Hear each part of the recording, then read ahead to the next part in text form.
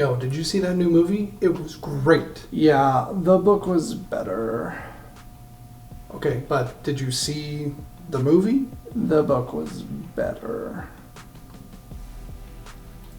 Okay, yeah, I get that. Better. But I didn't read the book. I want to talk about The book the was movie. way better.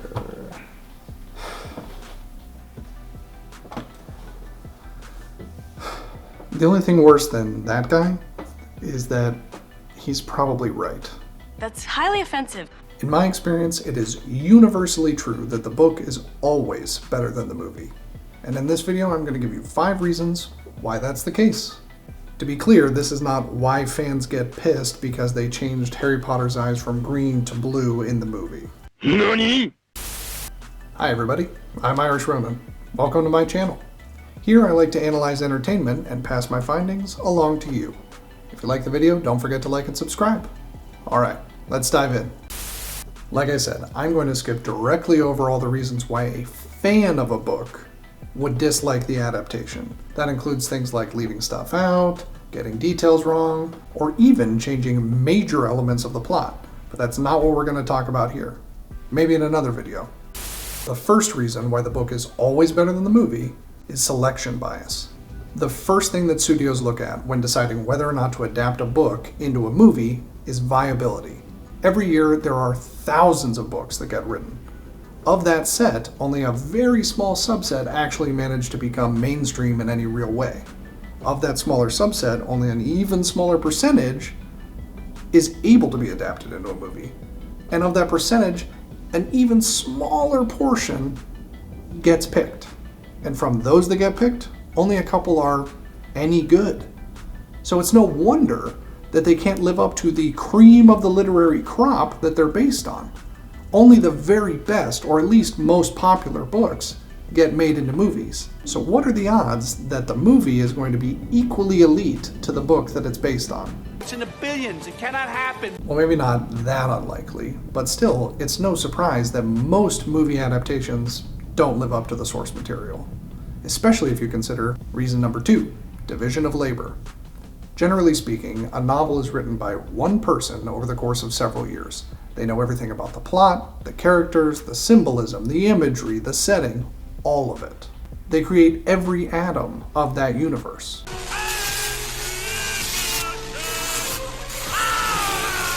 A good author can create a cohesive unit of a story where all the pieces and parts work together. Now, by contrast, filmmakers are also aiming for that, but whoever's in charge has to deal with studio executives, marketing executives, actors, directors, producers, VFX artists, lighting guys, sound guys, set designers, wardrobe, makeup. I said, leave me alone! And every one of those hundreds or even thousands of individual people want to leave their mark on the film, and they have their own ideas about what the film should be.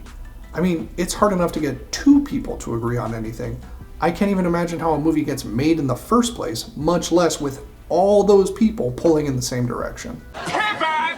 So it's really no wonder that so many film adaptations end up as hot, stinky piles of jumbled garbage when compared with the clean, crisp vision of one talented, creative individual. Reason number 3 is pacing. One of the main differences between movies and books is how long it takes to consume them. A typical movie is anywhere from 90 to 180 minutes. Some go longer, but not very many. A typical book, at a minimum, is going to take you a few hours to read, though more often, days, weeks, or even months. It's been 84 years.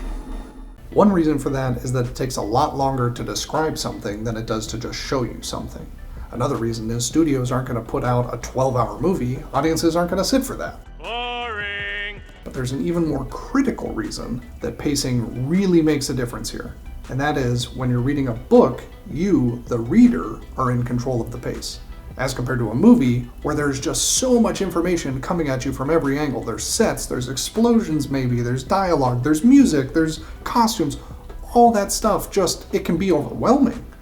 And if you miss something, it's gone. Now on the other hand, with a book where you're in control of the pacing, You could reread a dense passage to make sure you understood everything. You could look up unfamiliar words. You could go to an earlier part of the book to refresh your memory about specific details. Or put the book down for a while to let an impactful scene rest a little bit. You want to put the book in the freezer? Okay. So while movies are really good at taking you along for the ride, with a book, you're in control, which allows you to appreciate it more deeply and therefore form a stronger bond to the material. Which brings us to reason number 4, information control. When writing a book, authors can control how much information the reader has, and this can lead to unique and impactful moments. By strategically withholding information, authors can create moments like reveals that just don't work with a visual medium. For example, in this passage of The Giver, Jonas is playing catch with an apple when something weird happens. The apple changed. Just for an instant, it had changed in midair. He looked at it carefully, but it was the same apple. Unchanged. It was the same size and shape. Okay, that's weird. What the hell's going on? Says the reader. Now let's look at the same moment from the movie. It's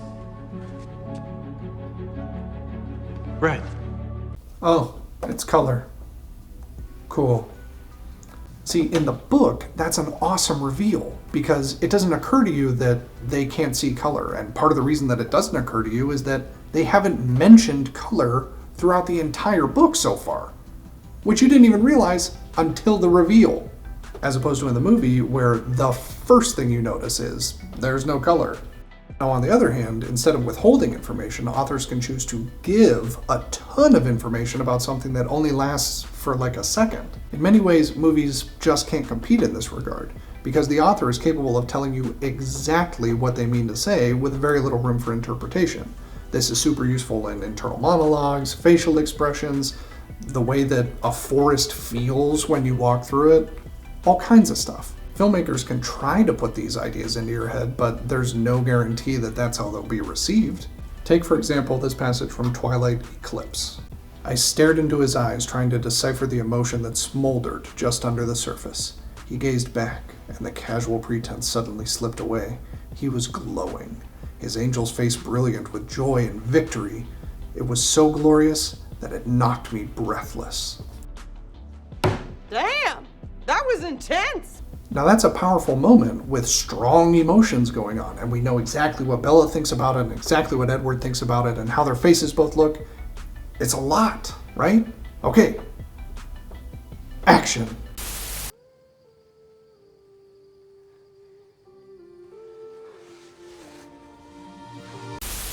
Jesus Christ.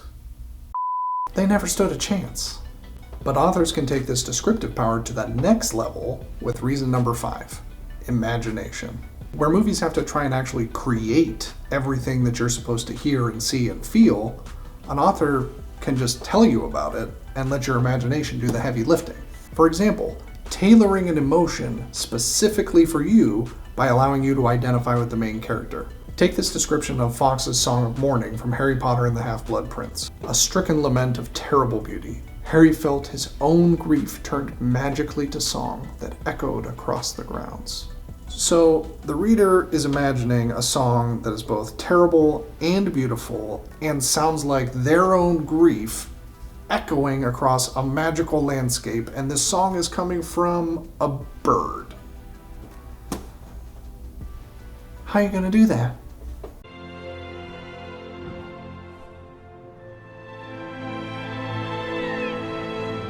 Apparently like that. Now look, I know they gave it their best shot, but you can't compete with that level of personalization. And still there's a level above that, which is creating things that are literally, physically impossible to replicate on screen. Wow. For example, in A Wrinkle in Time, the witches momentarily transport Meg and the other protagonists to a two-dimensional world. And this is what Meg experiences in that moment. She tried to gasp, but a paper doll can't gasp. She thought she was trying to think, but her flattened out mind was as unable to function as her lungs. Her thoughts were squashed along with the rest of her. Her heart tried to beat. It gave a knife-like sidewise movement, but could not expand. So first, that's a horrifying image. But more to the point, how are you even going to put that up on a screen? How are you going to show that her brain is smashed like a pancake and therefore barely functional? How are you going to show the painful knife-like movement of her heart in her chest? Not to mention, the whole movie's already two-dimensional. So how are you going to be more two-dimensional? Simply put, our imaginations can do more than filmmakers can currently do, and good authors take advantage of that fact. So there you have it. 5 reasons that the book is always better than the movie. Always. Alright, to be fair, it's possible that you could take a terrible book, change it a lot, and turn it into a great movie. I don't know of any, but if you do, please leave it in the comments. Maybe that'll be my next video. Speaking of videos, if you like this one, go ahead and hit that like button. If you really liked it, hit the subscribe button. If you didn't like it so much, thanks for watching, and maybe try one of these videos. Until next time, this is Irish Ronin, reminding you of rule number 1. Do, fail, learn, repeat. See ya. Irish Ronin.